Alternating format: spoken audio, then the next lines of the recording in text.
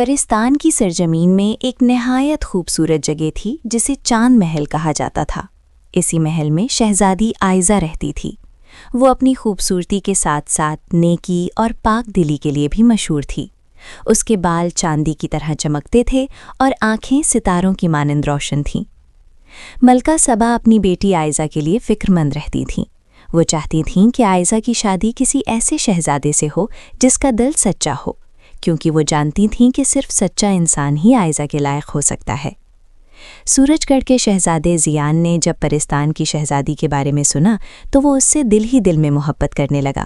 اس نے فیصلہ کیا کہ وہ ہر حال میں شہزادی آئزہ تک پہنچے گا۔ جب جادوگرنی زرینہ کو معلوم ہوا کہ ایک شہزادہ پرستان آ رہا ہے تو وہ بہت ناراض ہوئی۔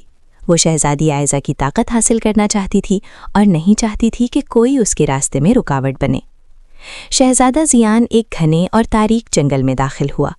درخت اتنے گھنے تھے کہ سورج کی روشنی بھی اندر نہیں آتی تھی، مگر زیان کے دل میں محبت کی روشنی تھی جو ہر اندھیرے سے زیادہ طاقتور تھی۔ جنگل کے بیچوں بیچ حکیم صاحب نے ایک جھونپڑی بنائی ہوئی تھی جہاں زیان پہنچا۔ حکیم صاحب نے اسے بتایا کہ 7 پتھروں کا راز صرف وہی شخص پا سکتا ہے جس کا دل سچا ہو۔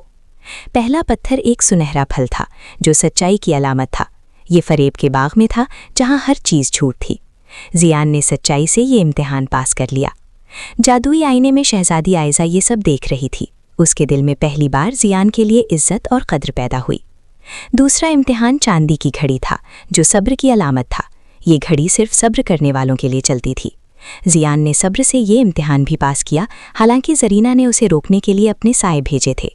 تیسرا پتھر شفاف آئینہ تھا جو خود کو پہچاننے کی علامت تھا۔ جو اس میں دیکھتا وہ اپنا اصل چہرہ دیکھ لیتا۔ زیان نے یہ امتحان بھی کامیابی سے پورا کیا۔ ملکہ سبا یہ دیکھ کر بہت متاثر ہوئیں، مگر ابھی 4 امتحان باقی تھے۔ چوتھا پتھر آنسوؤں کا موتی تھا جو ہمدردی کی علامت تھا۔ یہ غمزدہ روحوں کی وادی میں تھا۔ زیان نے دوسروں کے دکھ کو محسوس کیا اور یہ موتی حاصل کر لیا۔ اسی دوران شہزادہ فائزان اپنے دوست زیان کی مدد کے لیے نکل پڑا۔ وہ دل سے چاہتا تھا کہ اس کا دوست کامیاب ہو۔ پری مہک نے آئزہ کو چپکے سے بتایا کہ زرینہ زیان کو نقصان پہنچانا چاہتی ہے۔ یہ سن کر آئزہ پہلی بار خوفزدہ ہوئی، کیونکہ اب وہ زیان کی فکر کرنے لگی تھی۔ 5واں پتھر سرخ یاقوت تھا جو بہادری کی علامت تھا۔ یہ آگ کی جھیل کے بیچ تھا۔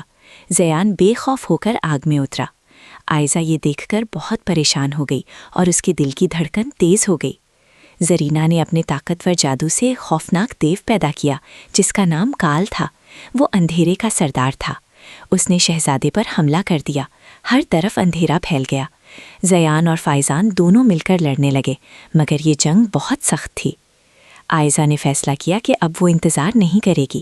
اس نے اپنی ماں ملکہ سبا سے اجازت لی اور میدان جنگ میں پہنچ گئی۔ اس نے روشنی کا ایک طوفان پیدا کیا جس سے کال کمزور ہو گیا۔ زیان یہ دیکھ کر حیران رہ گیا۔ پری مہک نے زخمی فائزان کو شفا دی۔ جب فائزان نے آنکھیں کھولیں تو اس نے ایک خوبصورت پری کو دیکھا۔ یوں ان دونوں کی ایک نئی کہانی شروع ہوئی۔ چھٹا پتھر قربانی کی علامت تھا جو کال کے دل میں تھا۔ زیان نے اپنی جان خطرے میں ڈال کر یہ پتھر حاصل کیا، مگر وہ خود بری طرح زخمی ہو گیا۔ آئزہ دوڑ کر اس کے پاس آئی، اسے باہوں میں لیا اور رو پڑی۔ آئزہ کے آنسو زمین پر گرے تو ایک معجزہ ہوا۔ 7واں پتھر محبت کی علامت تھا۔ اس کے آنسوؤں سے ایک چمکتا ہوا ہیرا بن گیا۔ 7 پتھروں کی طاقت نے زیان کو شفا دی اور کال کو ختم کر دیا۔ اندھیرا ختم ہو گیا اور روشنی پھیل گئی۔ محبت نے برائی کو شکست دے دی۔ زرینہ یہ دیکھ کر غصے میں آ گئی اور خود حملہ کرنے آ گئی۔ حکیم نے سب کو خبردار کیا اور بتایا کہ 7 پتھروں کا اصل راز یہ ہے کہ وہ الگ نہیں بلکہ ایک ہے۔ جب 2 لوگ سچی محبت سے ایک ہو جائیں تو یہ پتھر ایک طاقت بن جاتے ہیں۔ آخری جنگ میں آئزہ اور زیان نے ایک دوسرے کا ہاتھ تھاما۔ 7 پتھر ایک دل کی شکل میں بدل گئے۔ محبت کی روشنی نے زرینہ کے اندھیرے کو ختم کر دیا۔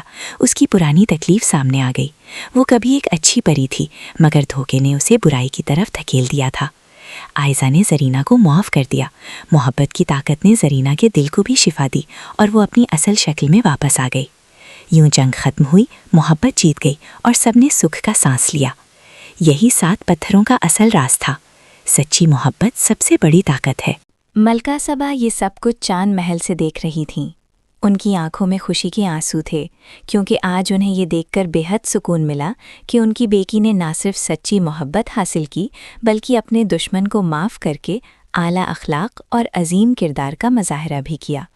ملکہ کا دل فخر سے بھر گیا اور انہوں نے دل ہی دل میں خدا کا شکر ادا کیا۔ تھوڑی ہی دیر میں سب لوگ چاند محل پہنچ گئے۔ محل خوشیوں اور روشنیوں سے جگمگا اٹھا۔ ملکہ سبا نے شہزادہ زیان کا گرم جوشی سے استقبال کیا اور محبت سے اسے گلے لگا لیا۔ انہوں نے کہا، بیٹا، تم نے ثابت کر دیا ہے کہ تمہارا دل سونے سے بھی زیادہ پاک اور قیمتی ہے۔ اس کے بعد شہزادہ زیان نے سب کے سامنے شہزادی آئزہ سے شادی کی خواہش ظاہر کی۔ اس نے نہایت عاجزی اور محبت سے کہا کہ اس نے 7 امتحان اس لیے پورے نہیں کیے کہ وہ شہزادی پر کوئی حق جتانا چاہتا تھا، بلکہ اس لیے کہ وہ خود کو اس کے لائق بنانا چاہتا تھا۔ یہ بات سن کر آئزہ کی آنکھوں میں خوشی کی چمک آ گئی اور اس کا دل شکر گزاری سے بھر گیا۔ اسی خوشگوار ماحول میں شہزادہ فائزان نے بھی پری مہک کے سامنے اپنے دل کی بات کہی۔ پری مہک نے شرماتے ہوئے مسکرا کر ہاں کہہ دی۔ یوں ایک ہی کہانی سے 2 خوبصورت محبت کی داستانیں جنم لیں، جو ہمیشہ کے لیے یادگار بن گئیں۔ چاند محل میں دوہری شادی کی شاندار تقریب منعقد ہوئی۔ پورا محل خوشیوں میں ڈوبا ہوا تھا۔ ہر طرف مسکراہٹیں تھیں، قہقہے تھے اور دلوں میں محبت کی گرمی تھی۔ آسمان پر ستارے جھومتے ہوئے دکھائی دے رہے تھے اور چاند اپنی پوری آب و تاب کے ساتھ روشنی بکھیر رہا تھا۔ وہ رات بے حد حسین اور یادگار تھی، ایسی رات جو زندگی بھر یاد رہتی ہے۔ یوں یہ خوبصورت کہانی اپنے اختتام کو پہنچی، مگر اپنے پیچھے ایک گہرا پیغام چھوڑ گئی۔